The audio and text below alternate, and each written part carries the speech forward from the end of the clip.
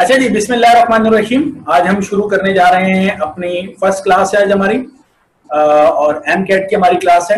ठीक है, इसमें जहाँ तक मेरी नॉलेज है ज़्यादातर मेडिकल के हैं, लेकिन अगर कोई इंजीनियरिंग का भी हो तो फिलहाल कोई इशू नहीं है इस वक्त।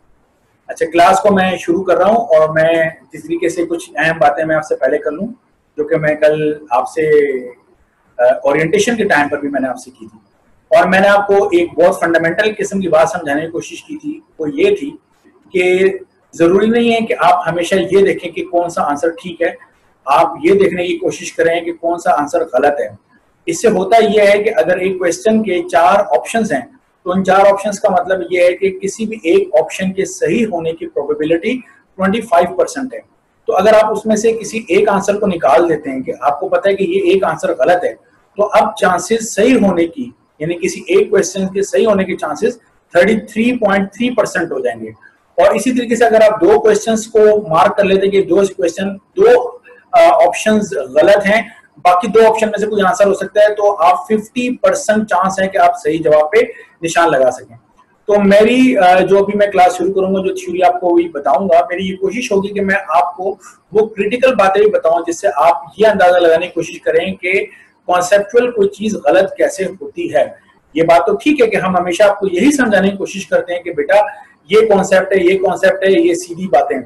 तो वो जो आपका कन्वेंशनल तरीका है उसको तो रखो जहन में, लेकिन उसके अलावा मैं आपको ये भी डेवलप करूंगा आपके अंदर एबिलिटी कि आप इस चीज को भी रियलाइज कर सकें कि कोई चीज गलत क्यों है, रीजन क्या है किसी चीज से गलत होने का। ठीक है, तो और साथ में मैंने दूसरी एक अहम बात जो कल आपको बताई थी, वो मैंने आपको ये बताई थी कि एमसीक्यूज के हवाले से, या जिस तरह आमतौर पर टीचर कहते हैं एमसीक्यूज मत बोला जाए बल्कि बीसीक्यूज बोला जाए, बेस्ट चॉइस जो है वो क्वेश्चंस कहा जाए।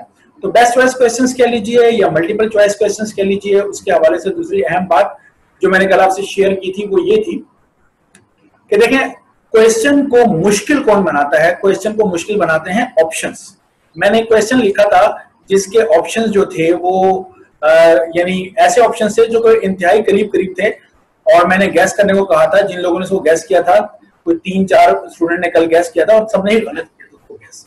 ठीक है, तो कहने का मतलब यह है कि हमने अपनी अपनी अपनी नॉलेज को कुछ इस लेवल पे भी लेके जाना है कि हम लोग जो बिल्कुल कहते हैं ना, जिससे होराइजन है कि होराइजन से ऊपर और होराइजन से नीचे चीजें चेंज हो रही हैं, उनको हम समझ सकें। ठीक है, तो अभी बिस्मिल्लाहिर्रहमानिर्रहीम शुरू करते हैं। मैं आपको जो सबसे पहले समझाना चाह रहा हूं वो मैं आपको समझाना चाह रहा हूं सेकेंड ईयर फिजिक्स से स्टार्ट कर रहा हूं।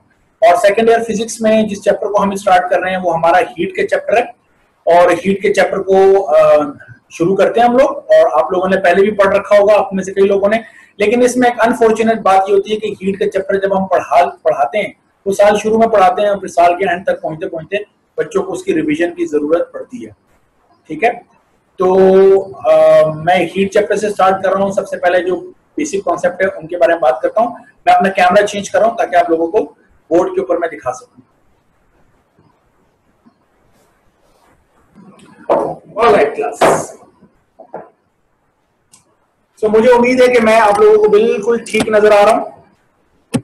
सही है। अच्छा, जो कॉन्सेप्ट हम शुरू करने वाले हैं, सबसे पहले हम जिस चीज को पढ़ रहे हैं वो है सेकेंड ईयर फिजिक्स है। ठीक है,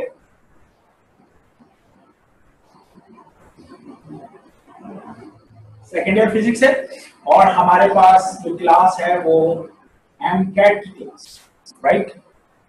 जो पहले कॉन्सेप्ट पे मैं बात करूंगा वो है मेरे पास हीट। हीट बेसिकली क्या होती है, याद रखिएगा कि अगर मेरे पास 2 बॉडीज हैं, ये एक बॉडी है जिसको मैं कह रहा हूं बॉडी ए, और ये मेरे पास एक दूसरी बॉडी है जिसको मैं कह रहा हूं बॉडी बी। बॉडी ए का टेम्परेचर है मेरे पास 50 डिग्री सेंटीग्रेड और बॉडी बी का टेम्परेचर मेरे पास है प्लस 10 डिग्री सेंटीग्रेड। मेरी आवाज बिल्कुल ठीक समझ में आ रही है? Okay, right. तो ए का टेम्परेचर मेरे पास 50 है और बी का टेम्परेचर मेरे पास 10 है। ऑब्वियस सी बात है, इसको आप कहोगे कि ये हमारे पास हॉट बॉडी है और ये हमारे पास कोल्ड बॉडी है, ऐसे ही। तो हॉट बॉडी से कोल्ड बॉडी की तरफ कोई चीज है जो कि फ्लो कर रही है। इस फ्लो करने वाली चीज को हम बेसिकली कहते हैं heat. This is called heat. तो हीट बेसिकली क्या है? हीट के बारे में कॉन्सेप्ट ऐसे समझो कि जिस तरह अगर आप किचन में खड़े हो और कोई चीज, कोई खाना गर्म कर रहे हो, तो जो किचन में स्टोव है, जो चूल्हा है, उससे आपको गर्माइश मिल रही है, जिसे हम कहते हैं तपिश आ रही है।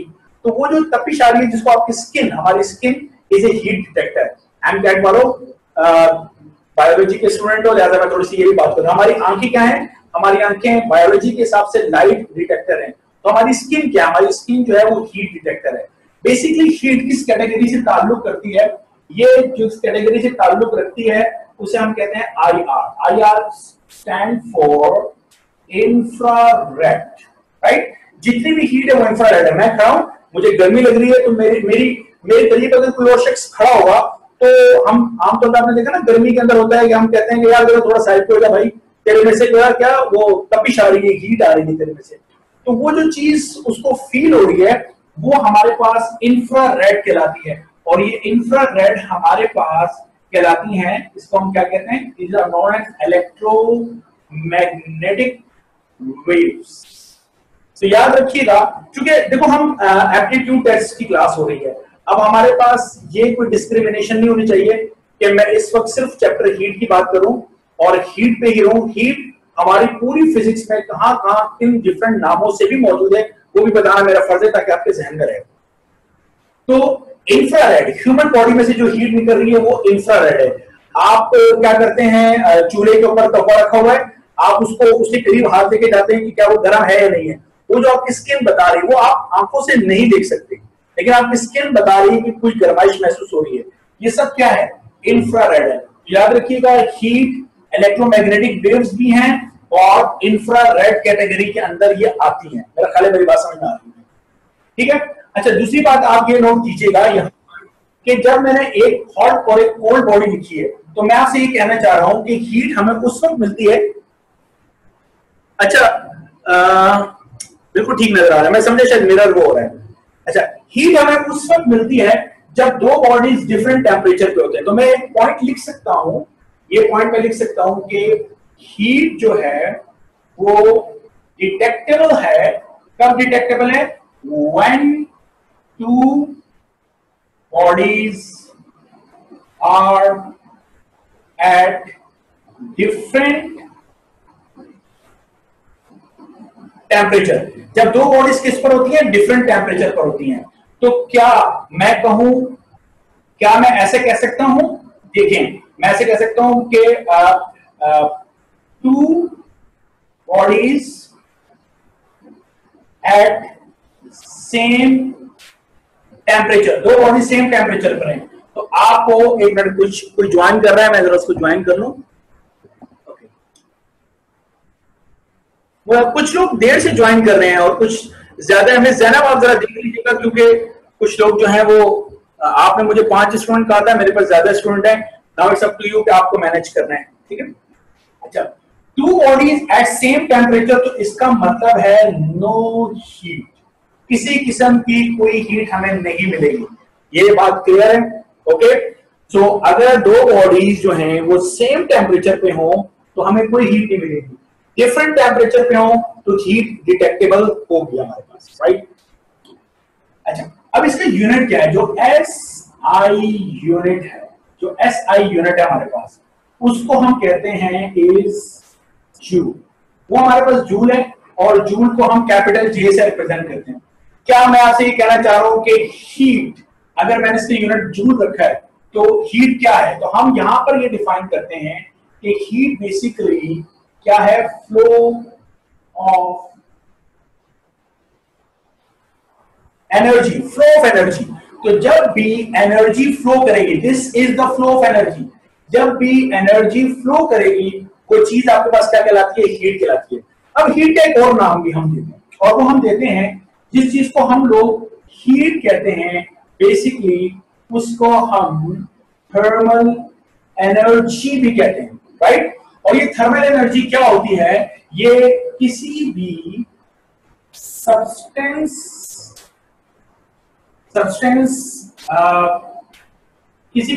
की काइनेटिक प्लस पोटेंशियल एनर्जी। ये मैंने काइनेटिक लिखा है, मैंने पोटेंशियल एनर्जी लिखा है।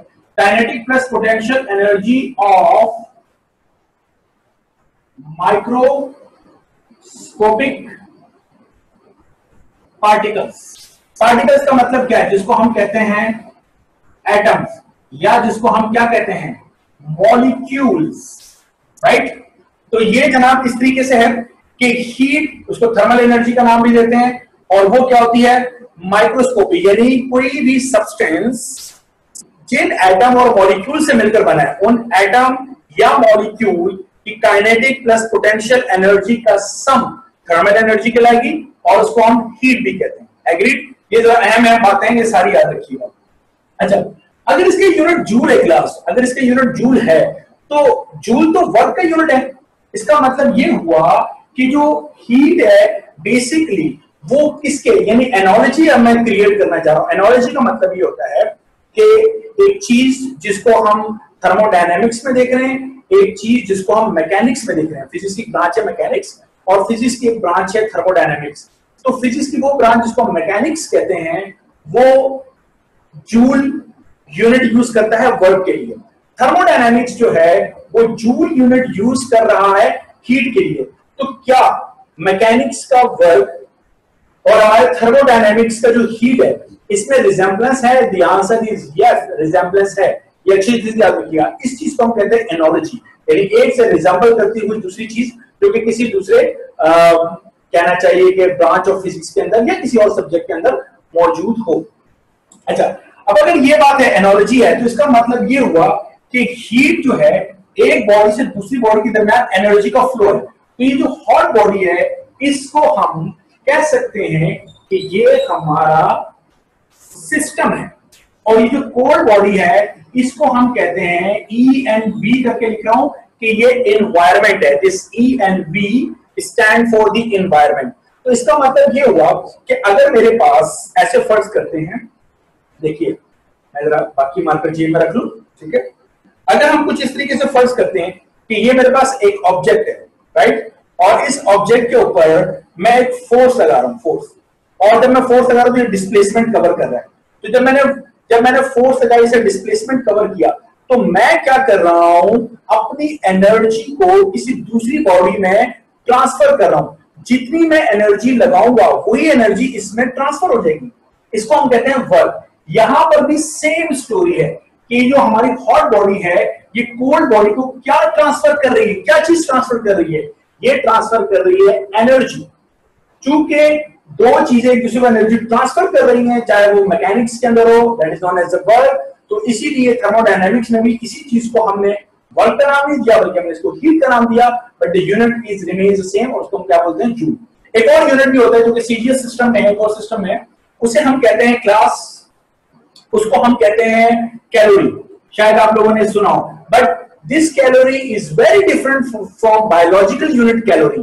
बायोलॉजी का कैलोरीज का एक लफ्ज इस्तेमाल करते हैं कि जिस तरह एक मुझ जैसे शख्स को पूरे दिन के लिए 1200 कैलोरीज चाहिए, जितना भी मैं काम करता हूं, तो किसी आप जैसे जो यंगस्टर्स हैं उनको हो सकता है कि जी 1600 चाहिए हो, 1800 चाहिए हो कैलोरीज। तो वो कैलोरीज जो बायोलॉजी का है और ये जो कैलोरीज है दे आर डिफरेंट, राइट। इन दोनों को मिक्सअप मत कीजिएगा। तो calorie is also a unit of heat. कौन सा यूनिट है? हीट का यूनिट है कैलोरी। तो फिर सवाल ये कि जूल और कैलोरी में क्या कोई इक्विवेलेंस है? यस, इक्विवेलेंस है। और वो याद रखिएगा कि 1 कैलोरी बराबर होता है 4.2 जूल्स के। याद रखिए बात कि 1 कैलोरी किसके इक्वल है? 4.2 जूल्स के। अच्छा, रिलैक्स रहिएगा, आप इस बात से फिक्रमंद नहीं होएगा कि कोई लिख रहा है। मैंने आपके लिए बहुत सारा काम करके रखा है, मैं आपको दिखा देता हूं और वो मैं आपसे अभी शेयर कर लूंगा, ठीक है। जैसे मिसाल के तौर पर इस वक्त आप स्क्रीन पे देख सकते हैं, ये सारा चीजें मैंने आपके लोगों के लिए लिख दी है। इसमें आप देख सकते हैं मैंने ऊपर लिख दिया है कि 1 कैलोरी जो है वो इक्वल है 4.2 जूल्स के, और मैंने लिख दिया है heat detectable when to bodies at different temperature, heat is the flow of energy, ठीक है। ये तमाम बातें मैंने यहाँ पे लिखी हुई हैं, सो भी रिलैक्स, कोई परेशानी वाली बात नहीं है। ये सब मैं आपसे अभी शेयर कर लूंगा, आप इससे यहाँ से लिख लीजिएगा या मैं आपको ये तमाम चीजें क्या कर दूंगा, सेंड कर दूंगा। ये तमाम चीजें आपके लिए मैंने की है, मैं तमाम चीजें आपको सेंड कर दूंगा, तो इसको सिर्फ समझने पे इस वक्त ध्यान दो। फिर आप लोगों ने फर्स्ट ईयर में जब हमने वर्क पढ़ा था, वर्क, तो वर्क के हमने आपको ना 3 यूनिट पढ़ाए थे। एक तो हो गया हमारे पास जिसको हम कहते हैं SI base unit. SI units के बारे में तो आपको मालूम होगा, मैं फिर इंशाल्लाह किसी वक्त इसके बारे में जरूर बात करूंगा। SI यूनिट यानी सिस्टम इंटरनेशनल यूनिट की 2 कैटेगरीज है। एक है बेस यूनिट जिसको बेसिक यूनिट क्या आप लोग कहते हैं, but real name is the base unit, और second one is known as the drive unit. तो जो बेस यूनिट है हमारे पास, वो जो बेस यूनिट है, उन बेस यूनिट के अंदर आप लोगों ने हीट का जो यूनिट है जूल, वो नहीं देखा होगा। इसलिए याद रखिएगा कि जो हमारे बेस यूनिट है, तो जो बेसिक यूनिट है उसमें हीट शामिल नहीं है। तो हीट जो है वो एक ड्राइव क्वांटिटी है, हीट जो एक फंडामेंटल क्वांटिटी नहीं है। मतलब अगर मैं आपसे पूछूं, बल्कि अभी इस क्वेश्चन को रहने दो, ये मैं थोड़ी देर में क्लास में आप लोगों से एक क्वेश्चन पूछूंगा, फिर आप मुझे जवाब दीजिएगा कि आपकी अंडरस्टैंडिंग क्या बनी। तो मैं आपसे बात करूंगा वर्क की। तो वर्क में हमने आपको एक यूनिट पढ़ाया था जूल, दूसरा यूनिट हमने आपको पढ़ाया था BTU। मैं लिख दूं इसको BTU। और ये जो BTU है, ये BTU क्या, B stand for the British, T stand for the thermal, और U stand for the unit, तो ब्रिटिश थर्मल यूनिट। अच्छा, अब BTU और जूल्स में इक्विवेलेंस क्या है, याद रखिएगा 1 BTU इक्वल होता है 1055 जूल्स के। ठीक है, 1 BTU किसके बराबर है, 1055 जूल के, 1055 जूल्स के बराबर है। इसका मतलब BTU is a very big unit. बिल्कुल ऐसी बात है। अच्छा, कहां पे इस्तेमाल होता है BTU, कहां इस्तेमाल होता है? आप हो सकता है मुझे कोई लोग मुझे बोले कि सुनने के लिए तो ठीक है, साइंस ने BTU बताया, बट इसका यूज कहां है हमारे सराउंडिंग में? मैं आपको बताता हूँ। हमारे घरों में जो एसी लगा होता है, हम उसके लिए लफ्ज इस्तेमाल करते हैं कि 1 टन का एसी है, या इस्तेमाल करते हैं 1.5 टन का, यानी 1.5 टन का एसी है, या 2 टन का एसी है। ये जो टन है, टन तो यूनिट होता है वेट का, मास का यूनिट है हमारे पास। ये बात समझ में आ रही है? 1000 kg 1 टन होता है। तो क्या एसी इतना भारी होता है? नहीं जनाब, ये इंडस्ट्रियल यूनिट कहलाते हैं। इंडस्ट्री वाले ऐसी ही जबान इस्तेमाल करते हैं जो हम जैसे साइंस वालों को और आम लोगों को जरा थोड़ा कंफ्यूज भी कर देती है कि ये जाने ना जाने क्या कहना चाह रहे हैं। तो याद रखिएगा, एक बड़े ट्रक का जो वजन है वो 1 टन के बराबर है। तो क्या 1 टन के बराबर एसी होता है? और इसी बात नहीं होता। वो जो हम लफ्ज इस्तेमाल करते हैं 1 टन, तो वो जो 1 टन होता है, मैं कहां पर इसको लिख देता हूं, मेरा ख्याल है कि इसको मैं ये मिटाना पड़ेगा ताकि मैं कुछ और आगे लिख सकूं। यहां तक सबसे पहले तो मैं इस तरफ हो जाता हूं। यहां तक देखिए, इस तरफ कोई इशू, किसी के जहन में कोई सवाल हो तो वो मुझसे पूछ सकता है कि सर कमेंट में। मैं ऐसा कर देता हूं कि मैं म्यूट हटा देता हूं, ठीक है जी। कोई किसी के जहन में कोई सवाल है तो मुझसे पूछ ले। यहां तक ये तमाम चीजें मैंने लिखी हुई हैं। आपको मुझसे बात करनी पड़ेगी सूनर और लेटर, ठीक है। आप कुछ इस तरीके से क्लास में रखेंगे, हमारे इंटरेक्शन आपस में रहे। सर, जो इंफ्रारेड है वो इलेक्ट्रोमैग्नेटिक वेव्स के इक्वल है, आपने ये बोर्ड पे लिखा हुआ है, आप फिर से एक्सप्लेन कर दें। हाँ, मैं अभी आपको बता रहा हूँ। मेरी आवाज आ रही है ना तुम्हें? जी जी। देखो, मैंने आपसे ये बोला है कि जो इंफ्रारेड है ना, इलेक्ट्रोमैग्नेटिक वेव्स की बहुत सारी कैटेगरीज हैं। हमारी आंखें जिस लाइट को देखती हैं, जिसे हम क्या बोलते हैं, विजिबल लाइट, वो भी इलेक्ट्रोमैग्नेटिक है। अल्ट्रावायलेट भी इलेक्ट्रोमैग्नेटिक है। एक्स रेज जो हम करवाते हैं वो भी इलेक्ट्रोमैग्नेटिक है। गैमा रेज जो कैंसर के पेशेंट के इलाज के लिए इस्तेमाल होता है वो भी इलेक्ट्रोमैग्नेटिक है। अच्छा, ये जो हमारे पास है माइक्रोवेव्स, वो भी इलेक्ट्रोमैग्नेटिक है। फिर हमारे पास रेडियो वेव्स हैं, यानी जितने भी मोबाइल्स वगैरह हैं, जितने भी रेडियो स्टेशन है, वो जो वेव यूज करते हैं, ये तमाम ये पूरा स्पेक्ट्रम कहलाता है कि minimum frequency to maximum frequency. बहुत सारी, ये सारी इलेक्ट्रोमैग्नेटिक हैं। इसके मुख्तलिफ रीजन के नाम रख दीजिए। वो रीजन जो हमारी आंख देख सकती है उसको हम कहते हैं विजिबल लाइट। हमारी आंख सबसे मिनिमम एनर्जी जो देखती है, ये मेरी बात बड़े गौर से सुनो, हमारी आंख सबसे मिनिमम एनर्जी या फ्रीक्वेंसी जो देखती है वो उसको नजर आती है रेड। तो रेड के नीचे हम लोग नहीं देख सकते, उसको हम कहते हैं, उस रीजन को हम कहते हैं इंफ्रारेड। लेकिन मैंने आपसे बोला हमारी स्किन इंफ्रारेड को डिटेक्ट कर लेती है। आंखें नहीं देख सकती, वो इंफ्रारेड से ऊपर विजिबल को देख लेंगी, लेकिन इंफ्रारेड को हमारी स्किन डिटेक्ट करती है। तो infrared is a type, is heat को इंफ्रारेड कहते हैं। ओके, जी सर, मुझे एक चीज समझ नहीं आई। आपने बोला कि जो है ना, जो आपने हीट का बताया कि उसको थर्मल मतलब कि एनर्जी भी कहते हैं, लेकिन उसके बाद जो आपने बताया substance of potential energy, kinetic energy और माइक्रोस्कोपिक, ये चीज समझ नहीं आई। देखो ये मेरा मार्कर नजर आ रहा है जी। ये मार्कर किससे मिलकर बना हुआ है, क्या बोलोगे? एटम्स और मॉलिक्यूल? जी। उन एटम या मॉलिक्यूल, वो एटम वाइब्रेट कर रहे होंगे, जी। उनकी एनर्जी होगी। उनकी वाइब्रेशन की जो एनर्जी है वो कौन सी एनर्जी होगी? Kinetic energy. वाइब्रेशन की जो एनर्जी है, मूव करने की एनर्जी, काइनेटिक एनर्जी। अच्छा, दूसरी, एक एटम दूसरे एटम को कहीं से अट्रैक्शन और कहीं से रिपल्शन कर रहा होगा, पूरी बॉन्डिंग जो आपने पढ़ रखी है। जी जी। तो वो कौन सी एनर्जी होगी? वो हमारे पास कहलाती है पोटेंशियल एनर्जी। Potential energy. जी। इस मार्कर के तमाम मॉलिक्यूल्स, तमाम एटम की काइनेटिक एनर्जी को सम कर लो, इस मार्कर के तमाम एटम और मॉलिक्यूल की पोटेंशियल एनर्जी को सम कर लो। अब जो भी एनर्जी तुम्हारे पास आई वो इस मार्कर की हीट है। सही सही। एग्रीड? जी। अच्छा, उसके बाद है और कोई इसमें कुछ कहना चाहे? मैं सबके माइक एक एक करके अनम्यूट कर देता हूं। ये मोटरोला मुझे नहीं समझ में आ रहा, मोटरोला कौन है?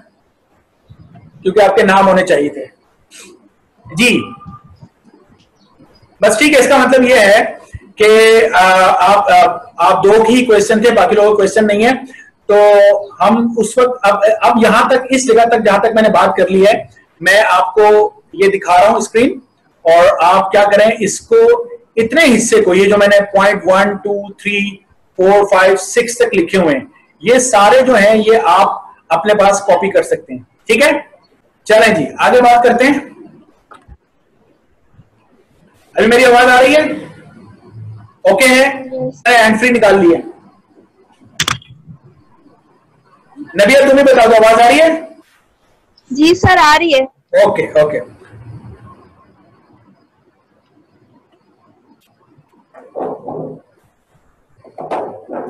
अच्छा जी, ये सब मैं मिटा देता हूं, और मैंने जो एक बात यहां पर इस चीज के बारे में मैंने एक बात बतानी थी जो आपके नॉलेज के लिए मैं शेयर करना चाह रहा हूं, तो मैं वो भी आपको बता देता हूं। और वो बात क्या है हमारे पास, तो ये है,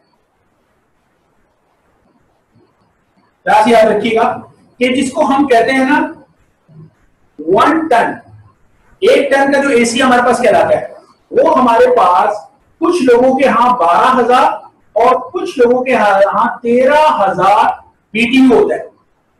यानी 12,000 से 13,000 बीटीयू ये जाके 1 टन का एसी बनता है। वो जिसको हम 1.5 टन का एसी 1.5 टन कहते हैं, वो हमारे पास कुछ लोगों के यहां 17,000 और कुछ लोगों के यहां 18,000 बीटीयू होता है।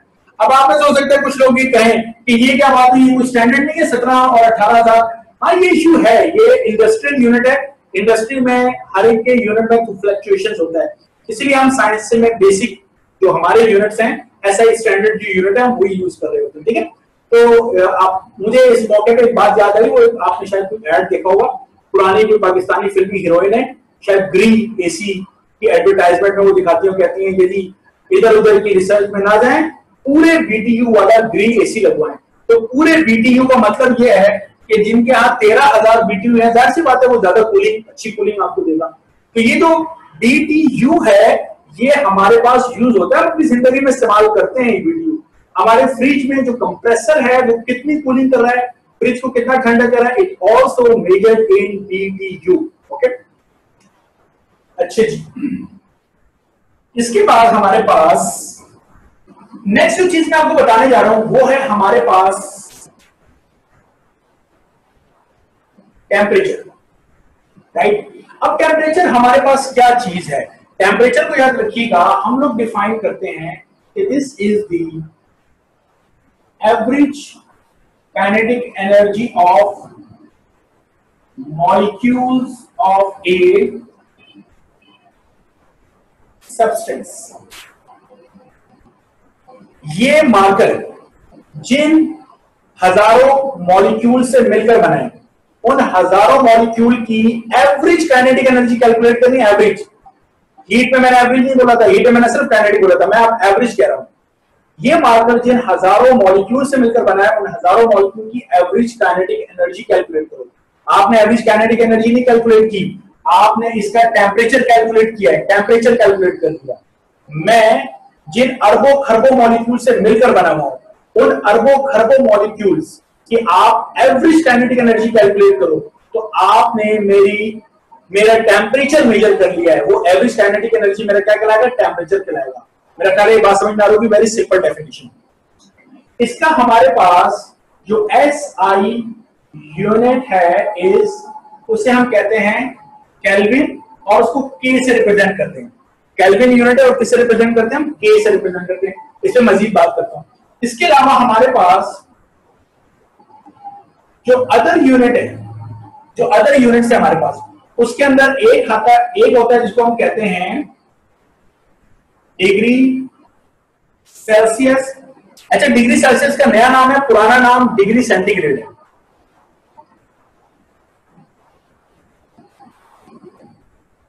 सेंटीग्रेड। इसी तरीके से अगला जो यूनिट है उसको हम कहते हैं डिग्री फ़ारेनहाइट हमारे पास कहलाता है, राइट। ये दो यूनिट है। अच्छा देखो, इंसानों ने जब से मेजरमेंट का सिस्टम शुरू किया उसको यूनिट की जरूरत थी। तो ये जो दो यूनिट है ना मेरे पास, ये वाला डिग्री सेंटीग्रेड और फ़ारेनहाइट, इसके ऊपर मैं जरा कुछ कमेंट करता जाऊं। डिग्री सेंटीग्रेड जो यूनिट है ये ब्रिटिश यूनिट है, ब्रिटिश लोगों का स्केल है। जो फ़ारेनहाइट है ये अमेरिकन स्केल है, ये अमेरिका में इस्तेमाल होता था। ना तो हम ब्रिटिश स्केल इस्तेमाल करते हैं साइंस में, ना हम अमेरिकन स्केल फ़ारेनहाइट इस्तेमाल करते हैं साइंस में, हम इस्तेमाल करते हैं केल्विन। इन दोनों में जो फर्क है अच्छी तरीके से नोट कर लो। यहां पर एक डॉट नजर आ रहा है, इस डॉट का मतलब है डिग्री। यहाँ पे डॉट नजर आ रहा है, इसका मतलब है डिग्री। जबकि यहाँ पर कोई डॉट नहीं है, इसका मतलब है कि ये स्केल और इस स्केल में एक फर्क है। और वो फर्क ये है कि ये स्केल हमारे पास कहलाते हैं relative temperature scale, relative temperature scale. जबकि केल्विन हमारे पास कहलाता है एब्सोल्यूट टेम्परेचर स्केल। अब ये एब्सोल्यूट और रिलेटिव के अंदर फर्क क्या है? रिलेटिव का मतलब ये है कि मिसाल के तौर पे मैं आपसे कहूं कि जी मैंने कल के मुकाबले में आज ज्यादा खाना खाया, तो ये बिल्कुल रिलेटिव बात है। आपको तो पता ही नहीं चला कि मैंने कल कितना खाना खाया था और आज मैंने उससे कितना ज्यादा खाना खाया है। तो ये जब एक चीज को से कंपेयर करके कोई बात की जाती है तो वो हमारे पास कहलाती है रिलेटिव बात। ठीक है, इन दो स्केल को बनाते वक्त हमसे बुनियादी तौर पर एक गलती होगी, और वो गलती ये हुई कि किसी भी स्केल को बनाते वक्त एक स्टैंडर्ड सेट किया जाता है। हमने जिस चीज को स्टैंडर्ड सेट किया उसका नाम था पानी। जी हाँ, वाटर को स्टैंडर्ड माना, जो कि हमारी गलती थी। तो इनके लिए जो हमारे पास स्टैंडर्ड है, जो स्टैंडर्ड है इज वाटर, और हमारे पास क्या था? वाटर था। और बहुत जल्द जब हम लोग इंशाल्लाह हम खुद भी जब हम बॉयज एंड चार्ल्स पढ़ेंगे तो चार्ल्स में मैं आपको गलती बताऊंगा जो कि आइडेंटिफाई की थी चार्ल्स ने। जब वो हम गलती आइडेंटिफाई करेंगे तो हम कहेंगे ना तो ये स्केल हमारे किसी काम का रहा है और ना ये स्केल हमारे किसी काम का रहा है, हमें नया स्केल चाहिए जिसके लिए हमने केल्विन बनाया। केल्विन हमें जो टेम्परेचर बताता है वही टेम्परेचर होता है। ये मेरी बात समझ रहे हो? ऐसा नहीं है कि केल्विन जो टेम्परेचर बताता है वो टेम्परेचर ना। मिसाल के तौर पर मैं एक बात बता दूं, ये देखिए डिग्री सेंटीग्रेड और फ़ारेनहाइट एक चीज है जिसको हम कहते हैं मेल्टिंग पॉइंट, या जिसको हम कहते हैं freezing point. Melting point, freezing point दोनों सेम चीजें होती है।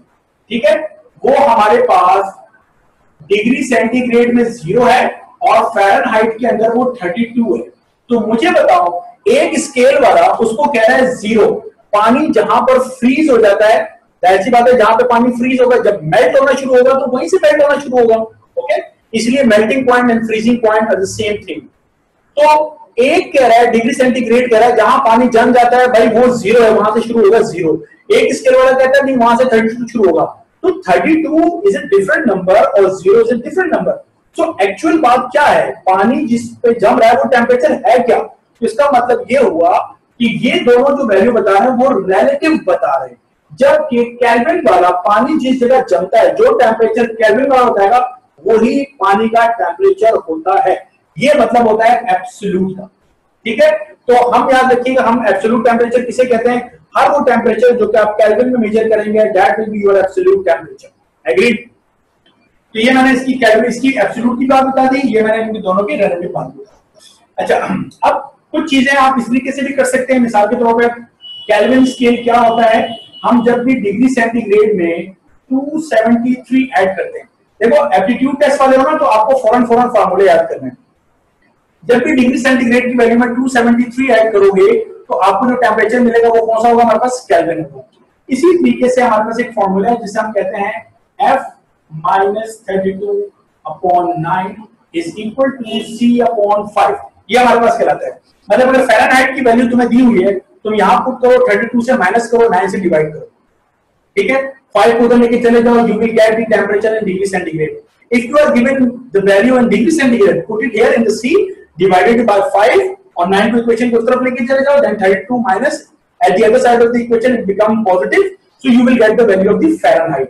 So by this formula we can easily convert degree centigrade into Fahrenheit and Fahrenheit into degree centigrade. Once we got the temperature in degree centigrade, then it is a piece of cake to convert degree centigrade by adding 273 into Kelvin। मेरा ख्याल है आसान किस्म की बातें ये सारी, ठीक है। अब यहाँ पर ये तो मैं बात तो करूंगा, लेकिन मैं आपसे कहना चाह रहा हूं कि ये है मेरे पास थर्मोमीटर, ओके। इस थर्मोमीटर में यहाँ बल्ब है मरकरी के। अब मैंने इस थर्मोमीटर को डाल दिया जनाबे आली जमे हुए पानी में, जिसको हम कहते हैं मेल्टिंग पॉइंट या फ्रीजिंग पॉइंट के अंदर डाल दिया, ओके। और उसके बाद पानी को गर्म करना शुरू किया। जो मरकरी यहाँ पे था वो ऊपर जाते जाते जाते यहां तक पहुंच गया। जब मरकरी यहां पर था तो डिग्री सेंटीग्रेड वालों ने इसको कहा 0। जब मरकरी यहां पहुंच गया तो डिग्री सेंटीग्रेड वालों ने कहा इट इज 100 डिग्री सेंटीग्रेड। ये बात समझ में आ रही है? तो डिग्री सेंटीग्रेड वाले पानी के मेल्टिंग या फ्रीजिंग पॉइंट को 0 और पानी के बॉइलिंग पॉइंट को 100 कहते हैं। इसी तरीके से फ़ारेनहाइट वालों ने कहा नहीं, ये जो वैल्यू है ये है 32 फ़ारेनहाइट और इसको उन्होंने कहा कि दिस इज 212 फ़ारेनहाइट, राइट। यानी इसका मतलब ये हुआ, अगर आप नोट करो तो 0 से 100 तक, यानी ये पूरा स्केल जो है आपके पास ये 100 यूनिट्स के अंदर डिवाइड है। यानी यहां से लेकर यहां तक कितनी लाइनें लगी हुई होंगी? 100 लाइनें लगी होंगी।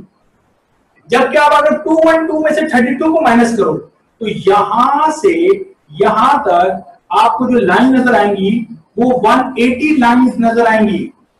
इसका मतलब है डिग्री सेंटीग्रेड के 100 फ़ारेनहाइट के 180 के बराबर है। ये बात समझ में आ रही है? डिग्री सेंटीग्रेड के 100 फ़ारेनहाइट के 180 के बराबर है। इसका मतलब ये हुआ कि अगर मेरे पास एक रास्ता है, मैंने इस जगह से इस जगह तक एक मेरे पास पाथ है, ठीक है, ये पाथ है। इस पाथ को मैंने यहां से यहां तक, इसके दरमियान मैं लगाता हूं फर्स्ट करो 10 लाइनें और मैं इस पाथ के दरमियान लगाता हूं 20 लाइन्स। तो मुझे खुद सोच के बताओ, जब मैं इस पाथ के दरमियान 10 लाइन्स लगाऊंगा तो 10 लाइन्स के दरमियान गैप ज्यादा होगा, लेकिन जब मुझे इसके दरमियान लाइन्स डबल करनी है, 20 लाइन्स लगानी है, तो मुझे इसके दरमियान गैप कम रखना पड़ेगा, कम गैप रखना पड़ेगा। इसका मतलब ये है कि फ़ारेनहाइट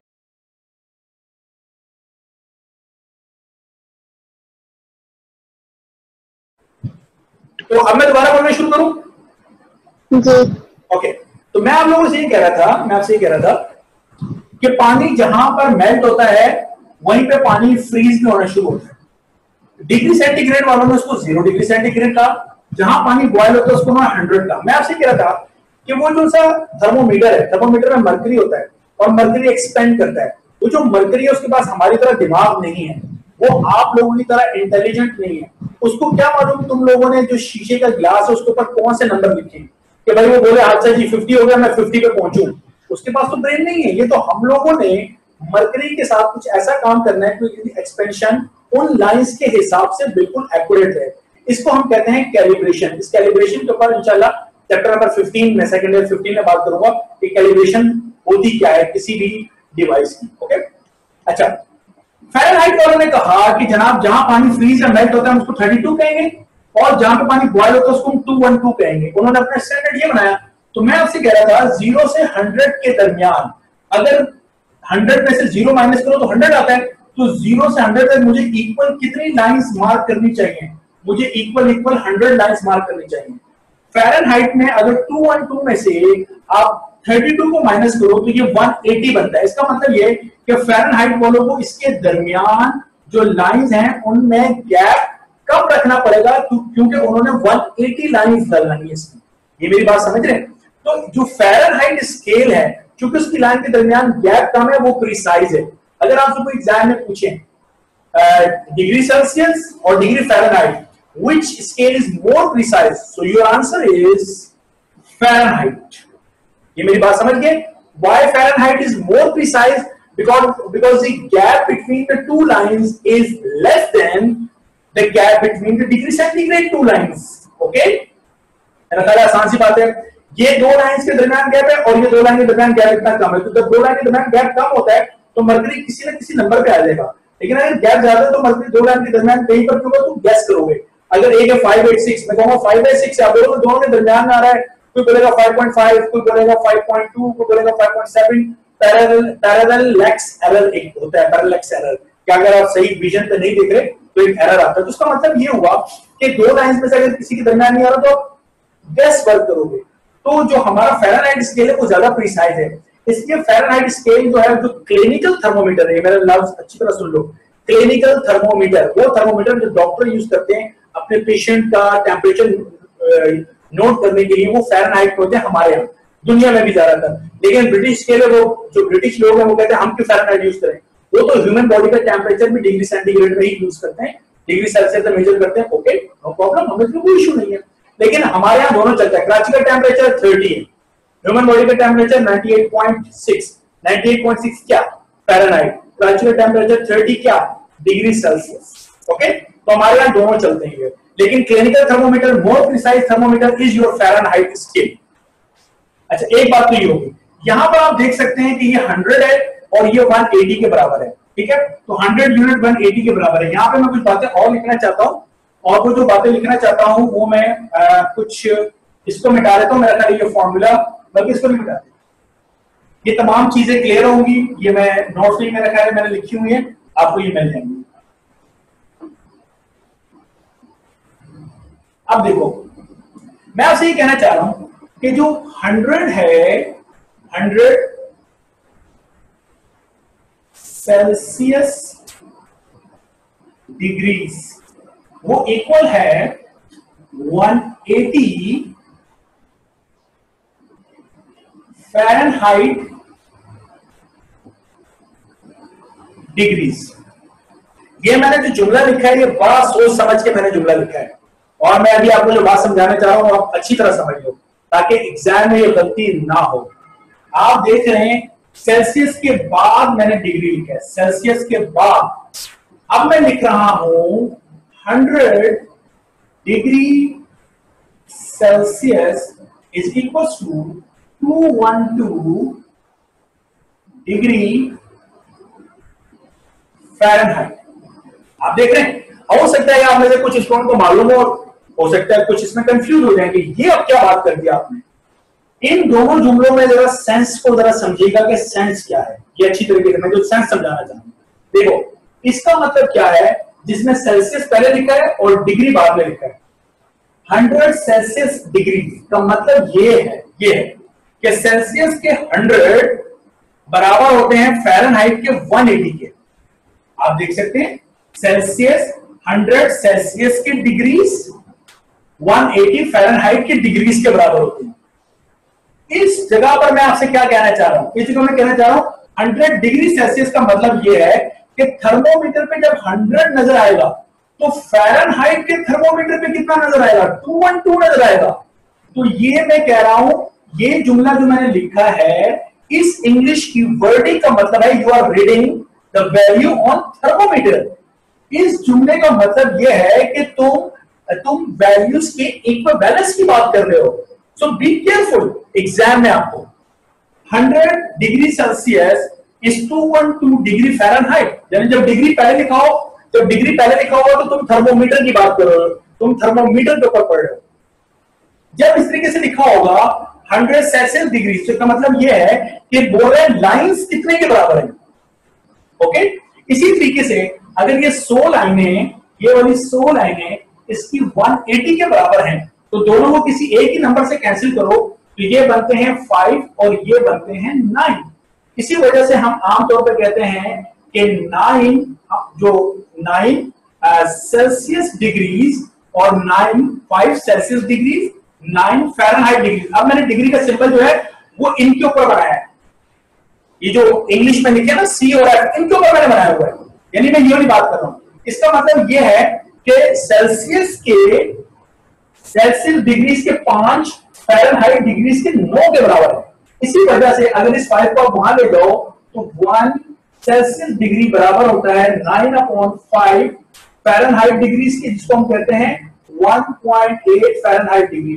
तो एग्जाम में ऐसे लिखा होता है, एक क्वेश्चन होता है, मिसाल के तौर पे क्वेश्चन है कि 1 degree centigrade is equal to dash Fahrenheit degrees. ऐसे ये लिखे हुए छोड़ो इसको। ऑप्शन ए में आपको कहता हूं 1.7, ऑप्शन बी में कहता हूं 1.9, ऑप्शन सी में कहता हूं 33.8, ऑप्शन डी में कहता हूं 44.1। तो कौन सा ऑप्शन होगा? ओके ठीक है, चलो दो बंदे बात करना चाहते हैं मुझसे, ओके तो मसला नहीं। इसका जो जवाब है वो है 33.8, तो आंसर है वो है 33.8। क्यों? देखो इस सवाल का जो सेंस है, अगर एग्जाम में इस तरह लिखा हुआ है 1.7, 1.9, तो ये तो 1.8 मैंने आपको बताया। अब आपने क्या किया, आपने तुक्का मारा, आपने कहा कि जनाब 1.7 1.8 के करीब है, हो सकता है 1.9 1.8 के करीब। मैंने जानबूझ के दोनों ऑप्शन दिए। अभी 33.8 का मतलब क्या है जरा समझो। 1 डिग्री सेंटीग्रेड 1.8 फ़ारेनहाइट के बराबर है, यही मैंने आपसे बोला। लेकिन अगर यहां पर फ़ारेनहाइट, ये डिग्री सेंटीग्रेड पर, अब जरा ऐसे बात करते हैं, ठीक है, स्केल को यहां पे 0 से मेरा ये आ गया 1 डिग्री सेंटीग्रेड, 0 से कितने पे आ गया? मैं 1 पे आ गया। तो यहां पे मैं अगर फ़ारेनहाइट पे देखूंगा तो फ़ारेनहाइट पे मुझे क्या नजर आएगा? तो फ़ारेनहाइट पे तो वैल्यू स्टार्ट हो रही है कितने से क्लास? 32 से। तो उस 32 मैं चाहता हूं कि 1 डिग्री बराबर होता है 1.8 के, तो ये बनेगा 33.8। इसका मतलब ये है कि जब डिग्री सेंटीग्रेड में थर्मोमीटर 0 से 1 पर आएगा तो फ़ारेनहाइट में थर्मोमीटर में जो मर्करी है वो 32 से कितने पे जाएगा? 33.8 पे। इस क्वेश्चन का जो सेंस है, जो आंसर दिए हुए हैं, वो है reading on the thermometer, not the equivalence class. ये मेरी बात अच्छी तरीके से समझ लो। इक्विवेलेंस में और जो थर्मोमीटर की रीडिंग है उसमें फर्क है। देखा, मैंने आपको बताया था कि डिग्री सेंटीग्रेड के 0 फ़ारेनहाइट के 32 के बराबर है, लेकिन 0 32 के बराबर होता नहीं है थर्मोमीटर के ऊपर। डिग्री सेंटीग्रेड का 100 फ़ारेनहाइट के 212 के बराबर है, दोनों बराबर होते नहीं है थर्मोमीटर के ऊपर, क्योंकि मर्करी यहां से यहां पर मूव करती है। मेरा ख्याल है मेरी बात समझ में आ रही होगी। तो आपने इन जुमलों को बहुत अच्छी तरीके से नोट करना है। ये जो जुमले लिखे हुए हैं, क्या मैं सेल्सियस डिग्रीज पूछ रहा हूं या डिग्री सेल्सियस पूछ रहा हूं?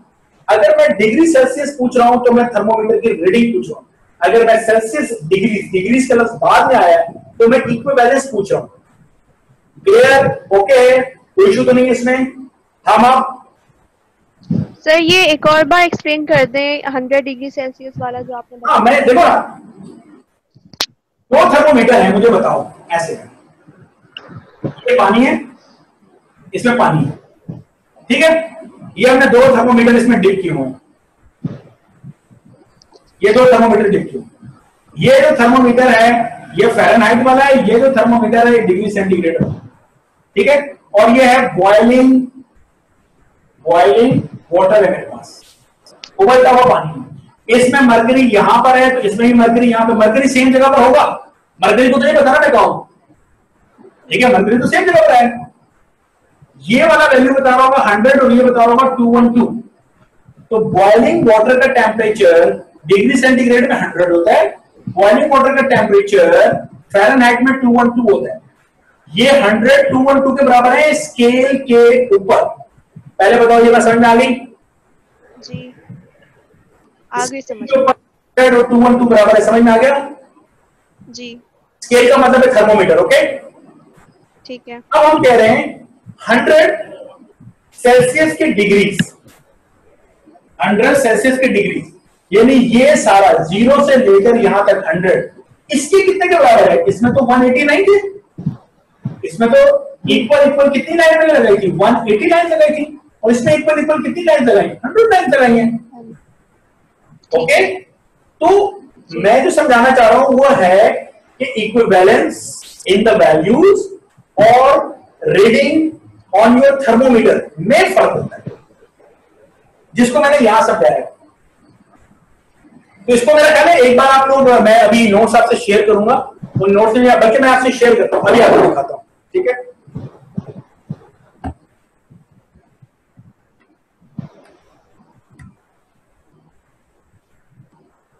ये देखें, ये जो नंबर मैं आपको दिखा रहा हूं इस वक्त,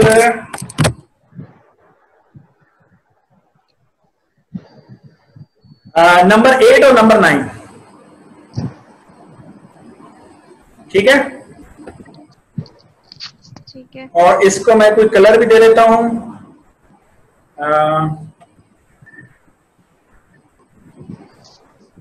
मेरा ख्याल है ये सही है। ओके,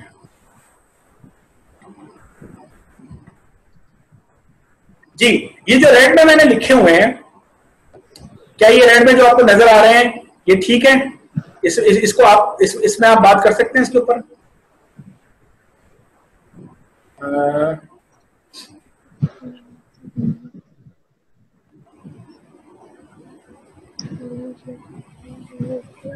स्पॉटलाइट क्लास, ये मैं बात कर रहा हूं। अभी आपको मेरा कर्सर नजर आ रहा है जी? ये देखिए, ये मैं आपसे कह रहा हूं कि 5 सेल्सियस डिग्रीज, यानी सेल्सियस के 5, जो मैंने आपको स्क्रीन पे भी दिखाया था, 5 सेल्सियस के डिग्रीज 9 फ़ारेनहाइट की डिग्रीज के बराबर होते हैं। ये आपने पहला पढ़ लिया, अब इसी को नंबर 9 में पहला पढ़ें। 5 डिग्री सेल्सियस किसके इक्वल है? रीडिंग में 41 डिग्री फ़ारेनहाइट के। ये दो बातें समझ में आई या नहीं समझ में आई? ये 8 का 1 और 9 का 1 जो पहला पढ़ा। जी सर, आ गए हैं। अच्छा, इसी तरह मैंने और लिखा है 100 सेल्सियस के डिग्रीज 180 फ़ारेनहाइट के डिग्रीज के बराबर हैं, और मैंने यहां लिखा है 100 डिग्री सेल्सियस, यानी ये रीडिंग है थर्मोमीटर पे। जब डिग्री सेल्सियस 100 शो करता है तो 212 शो करता है फ़ारेनहाइट, लेकिन 100 सेल्सियस डिग्रीज यानी line, number of lines, 100 lines 180 Fahrenheit की लाइंस के बराबर होती हैं। ओके, ठीक है। आप देखिए, मैंने ऊपर लिखा है कि नंबर वाइज लाइन के हिसाब से बात करें तो 1 सेल्सियस का डिग्री 1.8 फ़ारेनहाइट के डिग्रीज के बराबर है, जबकि थर्मोमीटर के ऊपर आप बात करें तो 1 डिग्री सेल्सियस थर्मोमीटर के ऊपर 33.8 डिग्री फ़ारेनहाइट आपको शो करेगा। ओके जी, ठीक है। मेरा ख्याल है बाकी लोग तो जो जवाब दे रहा है वही सबकी तरफ से जवाब दे रहा है ना, वो कह रहा है मैं दे रहा हूं तो उसका मतलब है सब ठीक है भाई। नहीं सर, समझ आ गई। अच्छा सर, नहीं और सर ये जो आपका क्वेश्चन था कि 1 degree Celsius is equal to dash Fahrenheit वाला, सर ये भी दोबारा बता दें। अब मुझे बताओ ना कि अब जो तुम लोगों को जवाब नजर आ रहे हैं, तुम्हें क्या बोलना चाहिए? क्या 1.7 1.8 होता है? नहीं। क्या 1.9 1.8 है? नहीं है ना। कौन सा ऑप्शन है जो बिल्कुल एक्यूरेट ऑप्शन है, वो कौन सा था? 33.8। तो ये मैं आपसे कहना चाह रहा हूं। तो एक नहीं, देखो मैं तुम लोगों की बात समझ गया हूं, मैं तुम्हारी बात समझ गया हूं। तुम अभी मुझे बोलोगे ऐसे क्यों नहीं लिखा, तुम लोग मुझे ये बोलोगे, एग्जाम में भी ऐसे बोलोगे अगर उसे नहीं लिखा तो। मैं कह रहा हूं ऑप्शन को देख के मुझे बताओ ना, ऑप्शन को तो देख के बताओ। लड़ाई झगड़ा करेंगे इंशाल्लाह, कोई मसला नहीं, लेकिन ऑप्शन को तो देख के बताओ। क्या 1.7 1.8 है? नहीं है ना। तो तुम लोगों ने कैसे आपने जो थर्मामीटर के ऊपर जो आपने बताया था ना कि उसमें आपने ऐड किया तो उससे 33.8 हो गया, मैं कह रही हूँ वो वाला पॉइंट आप दोबारा बता दें। अच्छा ये बताओ। अच्छा वो मैं समझ गया, वो ये था, वो मैं ये कह रहा था कि ये डिग्री सेंटीग्रेड का स्केल है,